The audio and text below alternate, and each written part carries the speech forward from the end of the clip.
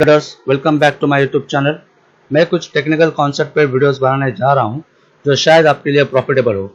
Stock market में जो भी पैसा बनाना चाहता हो वो इस वीडियो को ज़रूर देखे और मेरे आने वाले वीडियोस के भी देखे ताकि मैं हेल्प कर सकूं आपको स्टॉक मार्केट को समझने के लिए, जिससे आप डिसाइड कर सकते हो कब बाय करना है और कब सेल करना है।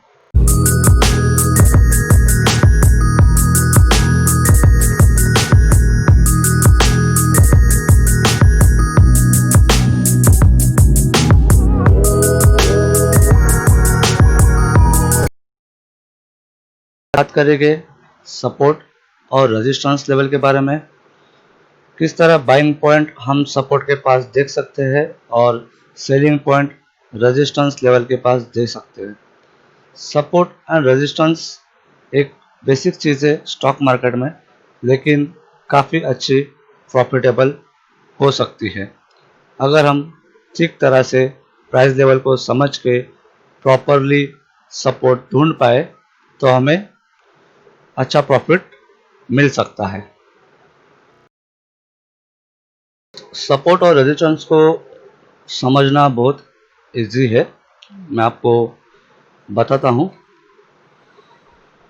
मान लो कि आप जब किसी स्टॉक को या फिर मार्केट को देख रहे हैं, उस वक्त वो इस लेवल पे है और जो कि अगर हम उसको प्रीवियस उसका मूवमेंट देखें तो हमें कुछ इस तरह से देखने को मिलता है। तो हमें इतना ध्यान में रखना है कि ये एक अपसाइड मूवमेंट है, तो हमें प्रीवियस में जाके ये देखना है कि वो कौन से पॉइंट से अप आया था। ऐसा कुछ हो सकता है जहाँ से वो अप आया। तो अगर मैं इस पॉइंट को कंपैरिजन से इस पॉइंट को देखूं तो इसमें काफ़ी डिफरेंस होगा।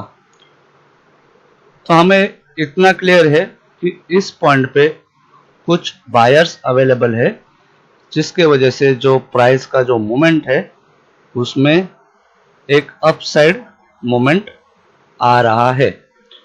तो अब हमें पोजीशन कैसे बनानी है, तो मान लो कि इसके कंपैरिजन से हम इस लेवल को देखेंगे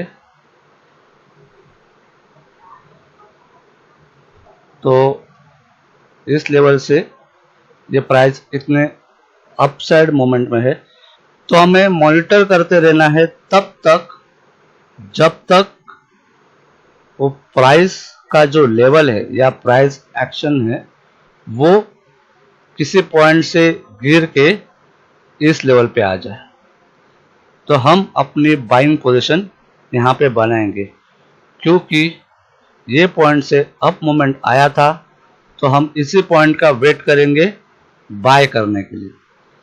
और जैसे कि हम चार्ट पे देख सकते हैं कि इस लेवल से अगर वो डाउन हुआ था तो अगर हम सेल करना चाहते हैं तो हमें वेट करना है प्राइस का जो मूवमेंट है वो फिर से इस लेवल पे आ जाए। तो इस लेवल पे हम अपनी सेलिंग पोजीशन बना सकते हैं।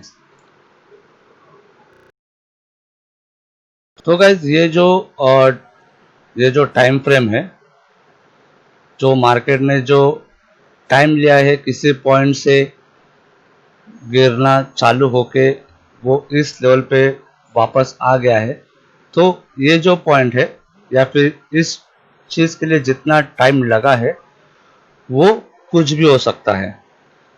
या फिर हम कह सकते हैं कि अगर बॉटम से वो फिर से अप साइड चले जाए तो ये जो टाइम फ्रेम है जिसको कितना समय लगता है ये कुछ भी हो सकता है। अगर हम वन डे कैंडल के हिसाब से देखने जाए तो 1 महीना 2 महीना या 5-6 महीने का भी समय हो सकता है। और अगर हम उसी चीज़ को 5 मिनट्स या फिर 15 मिनट्स कैंडल में देखें तो उतना कम समय भी हो सकता है। सपोर्ट कौन से भी पॉइंट पे बन सकता है और वहाँ से अप मोमेंट लेने के बाद वो कौन से भी वक्त रिटर्न आ सकता है। अब जैसे कि यहाँ पे मैंने 5 मिनट्स का कैंडल किया है और यहाँ पे हम टाइम देखते हैं 10:35 एंड 13:30 मीन्स 1:30 बजे। तो 10:30 से 1:30 का टाइम इसने लिया है, तो 11:30, 12:30 एंड 1:30, तो ऑलमोस्ट 3 घंटे के बाद वो जो प्राइस एक्शन है वो फिर से इसी लेवल पे आ गया है। तो इस चीज़ को हमें मॉनिटर करना ज़रूरी है। अगर मैं इस लेवल से देखूं, 2 तारीख का प्राइस एक्शन है, 2 तारीख का मार्केट यहाँ पे ओपन हुआ, ये फॉल हुआ, फिर ऊपर गया, फिर ये फॉल हुआ। इस फॉल से इसने एक अच्छा खासा मोमेंट यहाँ पे दिया है। अगर हम 5 मिनट्स का कैंडल रेफर कर रहे हैं तो हमारा जो ट्रेड है वो इंट्राडे के लिए भी हो सकता है, या फिर हम उसे अगले दिन के लिए भी होल्ड कर सकते हैं। लेकिन अगले दिन के लिए होल्ड कब करना है वो जानना ज़रूरी है। तो जैसे कि ये 2 तारीख का टाइम है, सुबह 9:15 से लेके 3:30 बजे तक का। तो अगर मैं इसको 5 मिनट्स में देखता हूँ तो मुझे यहाँ पे क्लियरली दिखाई दे रहा है कि जो फॉल हुआ वहाँ से एक अपसाइड मूवमेंट आ गया। तो मुझे यहाँ पे कहीं पे भी एंट्री नहीं बनाना है। अगर मैं बायर हूँ तो मुझे यहाँ पे कहीं पे भी एंट्री नहीं बनाना है। हाँ, लेकिन अगर इसी लेवल पे अगर मैं एक सेल साइड के बारे में सोचूं तो उसके बारे में मैं यहाँ पे सोच सकता हूँ, क्योंकि यहाँ पे एक फॉल आया, यहाँ पे एक अप मूवमेंट लेने का ट्राई किया लेकिन वो पॉसिबल नहीं हुआ और वहाँ से वन साइड फॉल आ गया। तो प्राइस एक्शन जब वापस उस लेवल पे आ जाए तो वहाँ पे एक सेलिंग पॉइंट बन सकता है।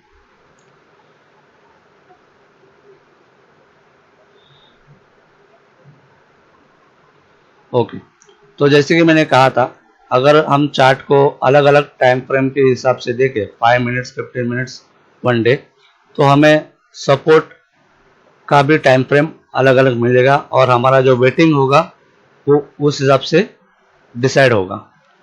तो हम यहाँ पे देख सकते हैं कि इस पॉइंट से जो प्राइस एक्शन जो है वो ऊपर गया है, तो अगर हमें इस चीज़ में ट्रेड लेना है, मान लो कि ये स्टॉक है या फिर इंडाइसेस है या फिर ऑप्शन है, जो भी है, आपको वेट करना है इस लेवल का। आपको यहाँ पे कहीं पे भी अपनी पोजीशन नहीं बनानी है, आपको वेट करना है इस लेवल का। और जब मार्केट फिर से उस लेवल पे आ जाए तो हमें ये पता होना चाहिए, ज़रूरी है कि प्रीवियसली कुछ समय पहले इसी पॉइंट से प्राइस ऊपर गया था, मतलब यहाँ पे कुछ बायर्स अवेलेबल है और अगर मैं मार्केट में बाय करके पैसा कमाना चाहता हूँ तो मुझे भी उन बायर्स लोग के साथ माल को खरीदना होगा, ताकि जो बायर्स है उनको उस वन साइड मूवमेंट से एक अप साइड मूवमेंट मिल जाए और प्रॉफिट भी मिल सके। तो जैसे कि मैंने कहा कि हम यहाँ पे कहीं पे भी अपनी पोजीशन नहीं बनाएंगे। अगर मार्केट इतना अप पॉइंट देके भी थोड़ा भी नीचे आता है तो भी हम अपने बाइंग पॉइंट नहीं बनाएंगे। हमें कंटिन्यूस मॉनिटर करना है तब तक जब तक वो प्राइस इस लेवल तक नहीं आता। तो यहाँ पे आप देख सकते हो रिजल्ट। अगर हम प्रॉपर वेटिंग करें, पेशेंसली काम करें तो हमें अच्छा प्रॉफिट मिल सकता है। थोड़ा प्रॉफिट, लेकिन वो प्रॉफिट होना चाहिए। लॉस भी हो तो भी वो कम होना चाहिए, ना कि अगर हमें लॉस मिल रहा है तो हम वैसे ही उसे कंटिन्यू नहीं रखेंगे। तो गाइस, यहाँ पे आपको पता चल गया होगा कि किस तरह से सपोर्ट को ढूंढा जा सकता है। अगर मार्केट सुबह 9 बजे खुलता है तो उसको उसके हिसाब से मूवमेंट करने दो। जब तक हमें एक प्रॉपर इंडिकेशन नहीं मिलता कि कौन से समय पे बाय करना है या फिर कौन से समय पे सेल करना है, तब तक हम ट्रेड नहीं लेंगे। अब यहाँ पे हमें दिख रहा है कि एक फॉल आ गया और इस लेवल से प्राइस ऊपर चले गया, तो हमें एक लाइन ड्रॉ करनी है, इस प्राइस को समझना है कौन सा लेवल है और हमें वेट करना है कि अगर वो प्राइस एक्शन फिर से उसी लेवल तक आता है तो ही हम ट्रेड लेंगे। और अगर हमने इस पॉइंट पे बाय कर लिया तो हमारा काम बनता है कि जैसे ही वो प्राइस फिर से अगर ऊपर जाने लगे तो इस लेवल पे हमें सेल करके निकल जाना है। जो भी हमारा प्रॉफिट है, जो भी पॉइंट बनता है, 1 पॉइंट बनता है या फिर 10 पॉइंट बनता है या फिर 40-50 पॉइंट जो भी बनता है, अगर आप स्टॉक में ट्रेड कर रहे हो तो मैक्स टू मैक्स 2 से 3 रुपए का पॉइंट होता है। अगर आप ऑप्शंस में ट्रेड कर रहे हो तो 30 से 40 पॉइंट का पॉइंट बनता है।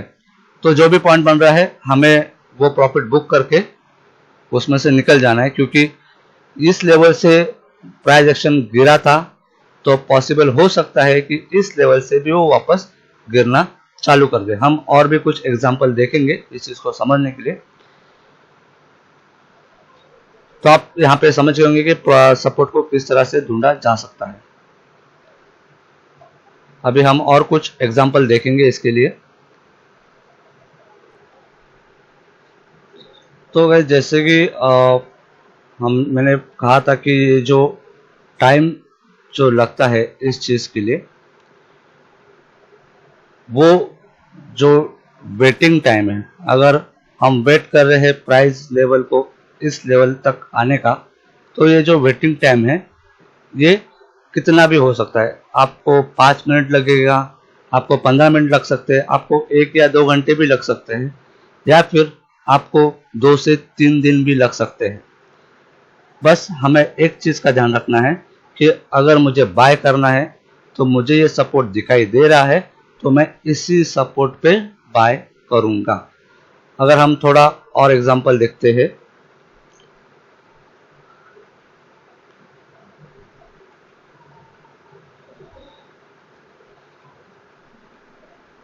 ओके, तो यहाँ पे एक चीज हम देख सकते हैं। इस लेवल से मार्केट ने कितना अप्स एंड मोमेंट दिया है आप देख सकते हो। तो क्या है इस लेवल पे, कुछ तो है जिसके वजह से बायर्स की एंट्री हो रही है और वो प्राइस को काफी ऊपर तक लेके जा रहे हैं। तो जैसे कि मैंने कहा कि हमें पॉइंट ढूंढना है और एक लाइन ड्रॉ करने हैं।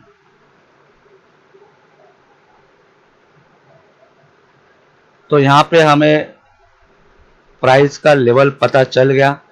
अब आप देख सकते हो नीचे 27 अगस्त का है और जो लेवल बना था, ये जो लेवल बना था, इस लेवल पे प्राइस फिर से आया है अगस्त 31। तो 27, 31, तो 3 से 4 दिन लगे हैं प्राइस के लेवल को फिर से उसी पॉइंट पे आने के लिए।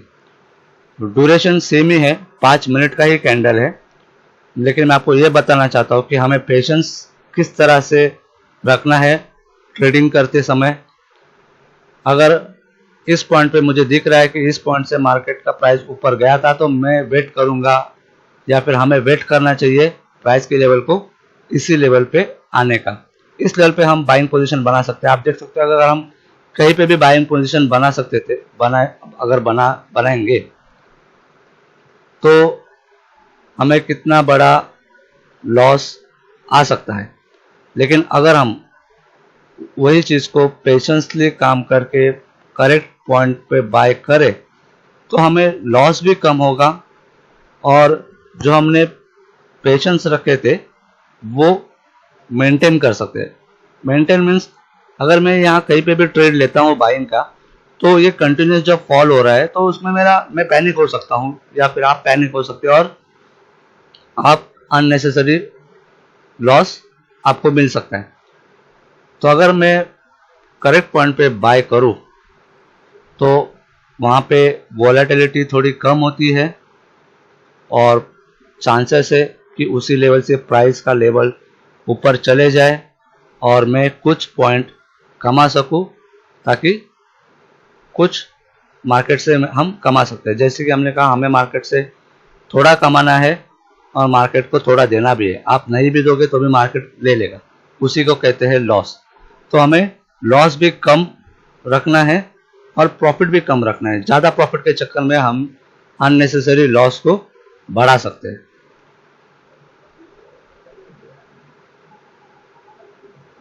अब हम और कुछ एग्जांपल देखेंगे।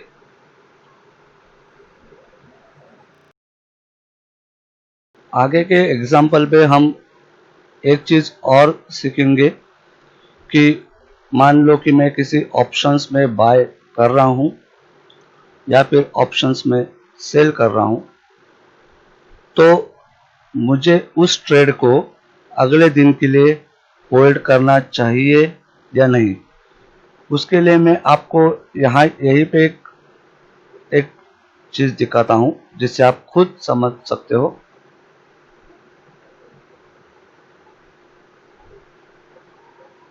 तो जैसे कि ये जो लेवल है, ये एक सपोर्ट का काम कर रहा है। अब हम और देखते हैं डिफरेंस क्या है, हम कब अपने पोजीशन को होल्ड कर सकते हैं।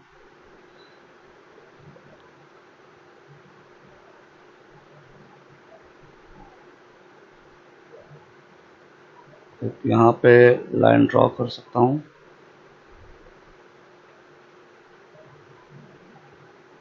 सपोर्ट पे आने का ट्राई किया, कुछ पॉइंट का डिफरेंस है, लेकिन ठीक है। यहाँ पे भी एक है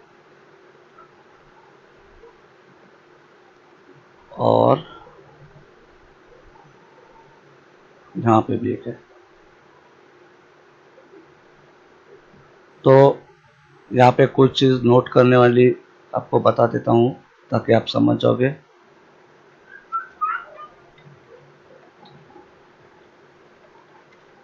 तो ये पॉइंट है हमारा ऑब्जर्वेशन का, जहाँ से हमें पता चला कि प्राइस ऊपर चले गया, तो हमें वेट करना है प्राइस को उसी लेवल तक आने का।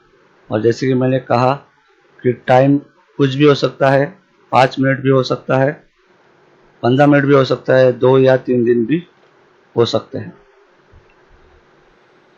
सेम चीज़ यहाँ पे भी है। तो अगर मैं इस लेवल पे बाय करता हूँ, ओके, इस लेवल पे अगर मैं बाय करता हूँ, तो ये है 26 का मार्केट।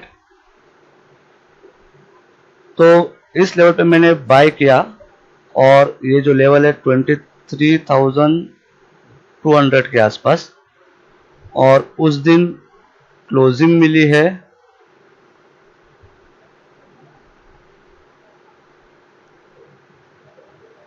इस लेवल पे।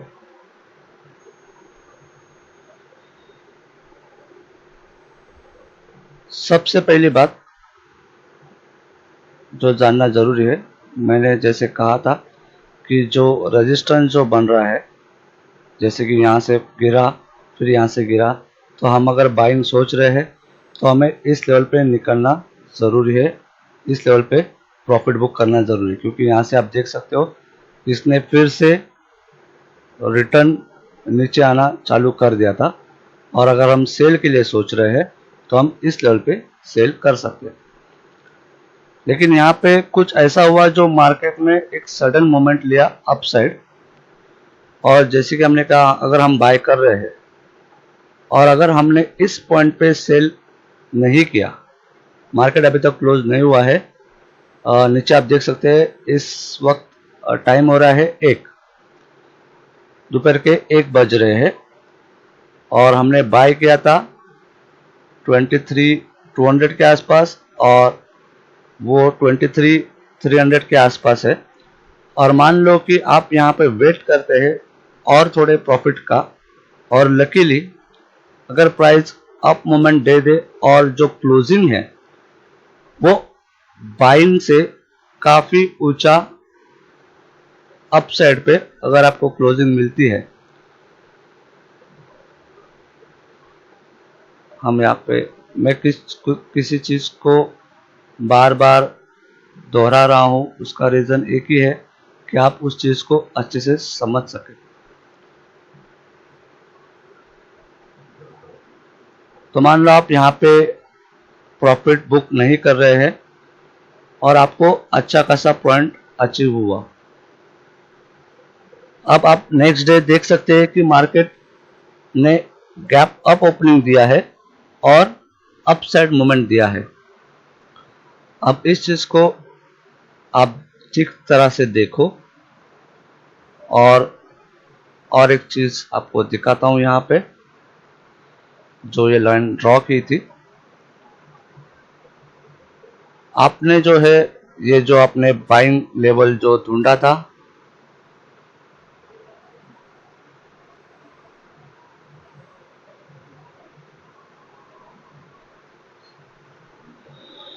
तो मान लो आपने यहाँ पे कहीं पे भी अपनी प्रॉफिट बुक नहीं किया और आप और ज़्यादा प्रॉफिट के चक्कर में आपने पोजीशन होल्ड किया और at the end of the market, ये 3 तारीख का मार्केट यहाँ पे क्लोज हो रहा है, तो at the end of the market at the end of the time price जो है वो फिर से सपोर्ट लेवल पे आके क्लोज हो रहा है। अब आप खुद देखिए नेक्स्ट डे यहाँ पे क्या होता है, क्या हुआ है, और यहाँ पे देखिए नेक्स्ट डे क्या हुआ है। तो आप समझ चुके होंगे मैं क्या कहना चाहता हूँ। मैं ये कहना चाहता हूँ कि अगर आप किसी कारण से अपने पोजीशन को होल्ड कर रहे हैं और आपको उस दिन अच्छा खासा अप मोमेंट मिला और आपने आपके बाइंग पोजीशन के कंपैरिजन से काफी अप लेवल पे मार्केट क्लोज हो रहा है, तब आप होल्डिंग के लिए सोच सकते हो नेक्स्ट डेज के लिए, ताकि पॉसिबिलिटी है कि आपको और कुछ पॉइंट अचीव हो जाए। क्योंकि अगर नेक्स्ट डे अगर यहाँ से फॉल भी आता है तो भी आपके पास समय रहता है सोचने के लिए, डिसीजन लेने के लिए। लेकिन अगर वही सेम चीज अगर आप यहाँ पे करोगे, आपको यहाँ से अच्छा पॉइंट मिला लेकिन आपने बुक नहीं किया और आप सोच रहे होंगे कि और कुछ पॉइंट मिले, लेकिन यहाँ पे जब मार्केट क्लोज होने आया तो मार्केट जो है वो सपोर्ट पे क्लोज हुआ।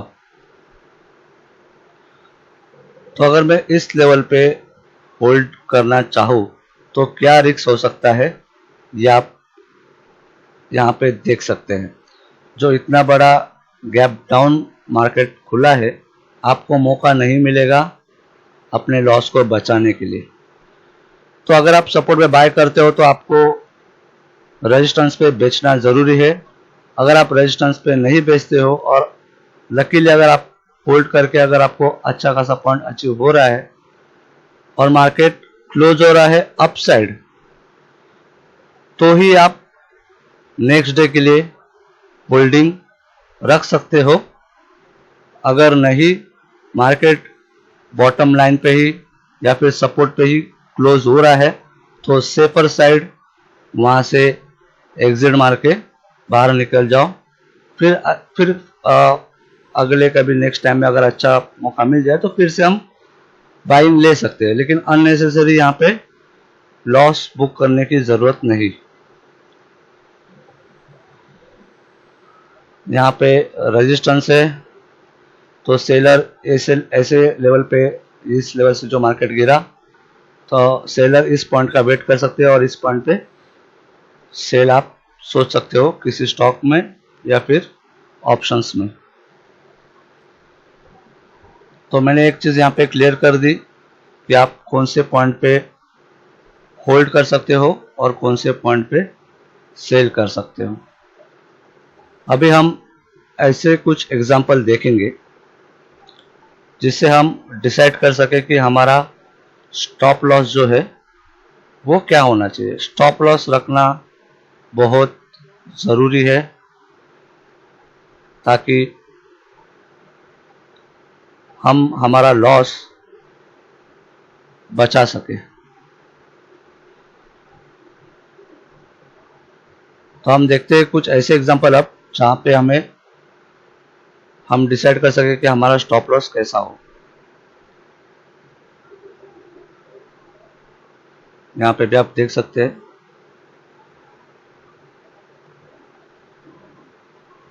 मीन्स वेट करना क्यों ज़रूरी है वो यहाँ पे देखिए। अननेसेसरी आप अगर रनिंग मार्केट में एंट्री ले लोगे तो आपको नुकसान हो सकता है, और अगर हम प्रॉपर वेट करें प्राइस को अपने लेवल पे आने तक का अगर हम वेट करते हैं तो हमें रिजल्ट भी अच्छा मिलेगा और लॉस भी कम मिलेगा।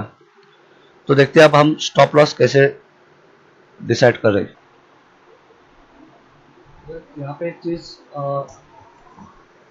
पे एक चीज़ दिखाने लायक है। जैसे कि मैंने कहा था कि हम कौन से कंडीशन में हमारी पोजीशन होल्ड कर सकते हैं नेक्स्ट डे के लिए। तो आप देख सकते हैं ये 11 तारीख का चार्ट है। तो अगर यहाँ पे जो इस लेवल पे जो अपसाइड मूवमेंट लिया है तो इस लेवल पे हम सपोर्ट हमारे सपोर्ट के बारे में सोच सकते हैं।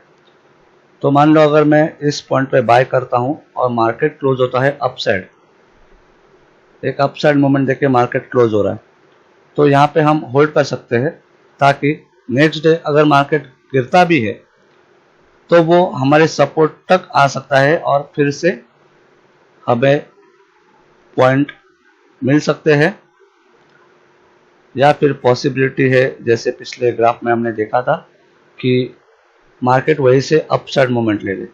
तो ये एक रिस्क फ्री ट्रेड है। सपोर्ट पे बाय करना, अगर काफ़ी ऊपर क्लोजिंग मिलती है तो हम नेक्स्ट डे होल्डिंग के लिए सोच सकते हैं, ताकि अगर फॉल भी आ जाए तो हमारे सपोर्ट तक आ सकता है और वहीं से एक रिटर्न हमें मिल सकता है।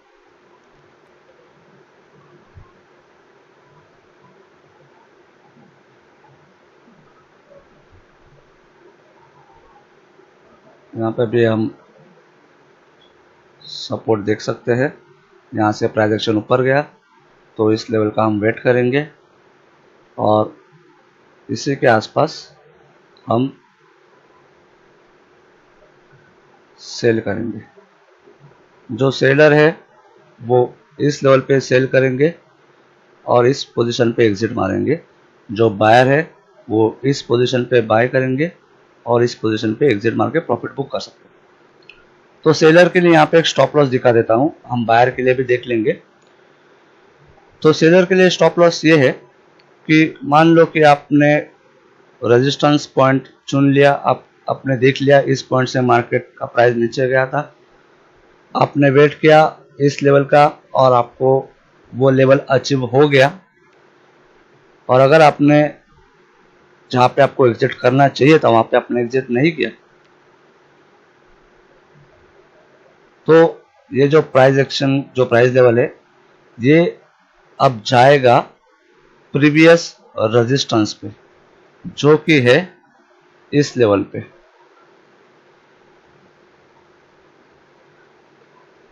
तो हमें, अगर हम यहाँ पे एग्जिट नहीं मार रहे, हम अगर प्रॉफिट यहाँ पे बुक नहीं कर रहे, सेलर के लिए बता रहा हूँ, अगर हम प्रॉफिट यहाँ बुक नहीं कर रहे हैं तो हमें ये देखना ज़रूरी है कि अगर मेरे पॉइंट को ब्रेक करके मार्केट ऑपोजिट मोमेंट में चले जाए तो जो प्रीवियस रेजिस्टेंस है वो कितने दूर है। अगर वो काफ़ी पॉइंट के डिफरेंस में है तो हमें सोचना चाहिए कि हमें कितने क्वांटिटी में ट्रेड लेना है और उस लेवल तक वेट करना है या नहीं, क्योंकि अगर आप ज़्यादा क्वांटिटी लोगे तो इस लेवल तक का भी आपका लॉस ज़्यादा हो सकता है, क्योंकि यहाँ से भी मार्केट अप और ऊपर चले जाए, कुछ कह नहीं सकते। लेकिन जो स्टॉप लॉस होगा वो प्रीवियस रेजिस्टेंस होगा। तो हम ज़्यादा से ज़्यादा ऐसा देखें कि हमारा जो एंट्री पॉइंट है उस लेवल से हमारा रेजिस्टेंस, प्रीवियस रेजिस्टेंस या फिर प्रीवियस सपोर्ट थोड़ा नज़दीक हो, ताकि हमें लॉस भी थोड़ा ही मिले। यहाँ पे बनेगा मेरा बाय पॉइंट,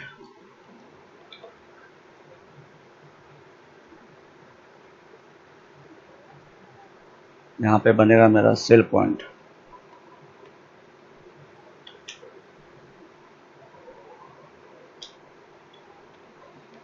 बायर के लिए ये पॉइंट प्रॉफिट बुकिंग पॉइंट है।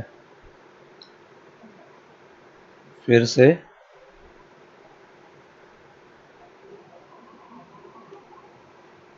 बाय और सेलर के लिए प्रॉफिट बुकिंग।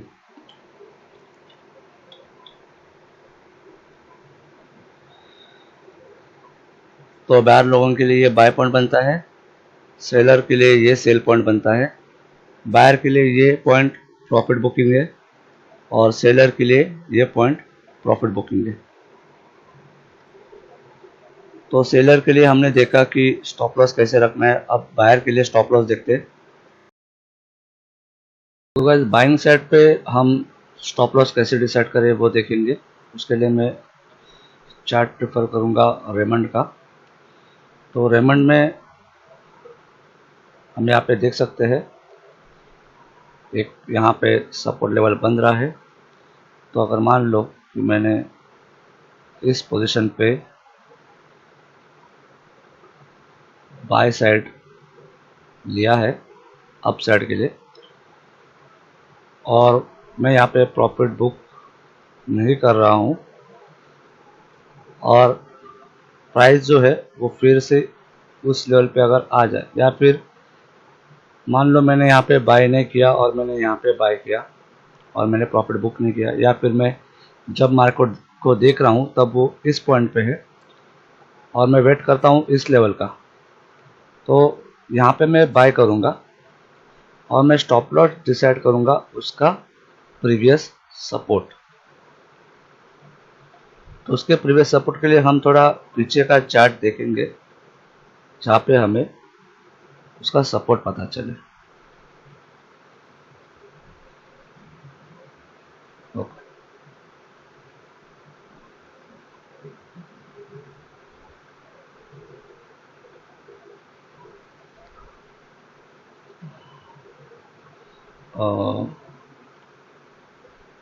तो यहाँ पे मैंने बाय किया था, तो उसका जो प्रीवियस सपोर्ट जो बन रहा है वो इस लेवल के आसपास बन रहा है। तो यहाँ पे भी हम एक ब्लू लाइन ड्रॉ करेंगे।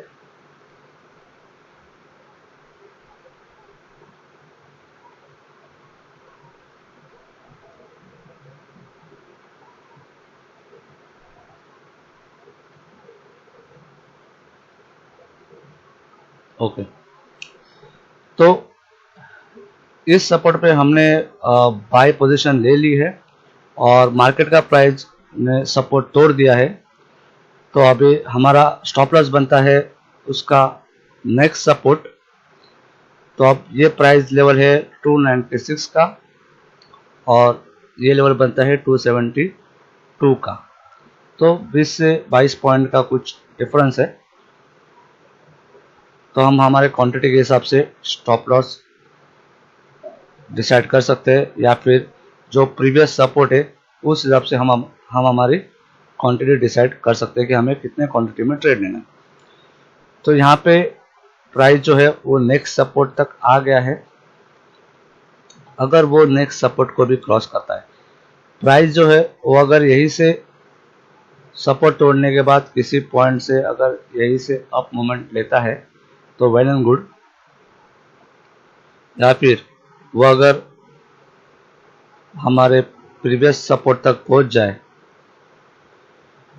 तो हमें देखना है कि वो उसे क्रॉस कर रहा है। अगर क्रॉस कर रहा है तो सेफर साइड उसमें से निकल जाना बेटर है।